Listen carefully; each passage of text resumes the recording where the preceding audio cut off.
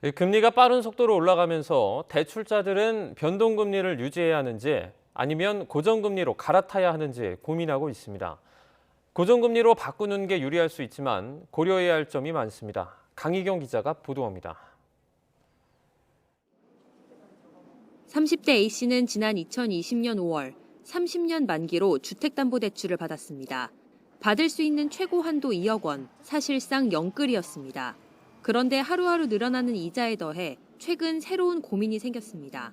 대출 당시 저금리였던 만큼 변동형을 선택했는데 어느덧 고정형과 금리 수준이 비슷해진 겁니다.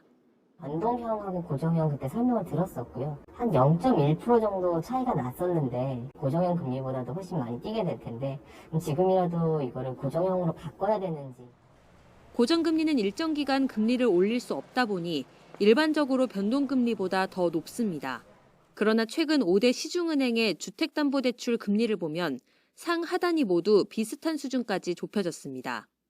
변수는 지금이 금리 상승기라는 점입니다. 신규 대출엔 고정형이 유리할 수 있지만 기존 대출자들은 대환대출, 이른바 대출 갈아타기를 고민할 수밖에 없습니다. 고정금리로 갈아타면 가구당 이자가 연 80만 원 줄어든다는 연구 결과도 있습니다. 다만 금리 방식을 바꾸는 게 그리 간단한 일은 아닙니다. 금액 차이가 실제 얼마나 나는지, 수수료를 면제받을 수 있는지 확인해야 합니다. 또 대출 당시와 비교해 총부채 원리금 상환 비율, DSR 등이 달라졌다면 대출 한도가 줄어들 수 있어서 주의가 필요합니다.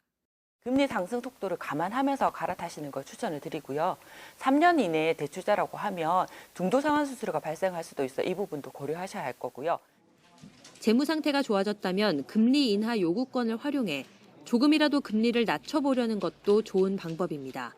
YTN 강희경입니다.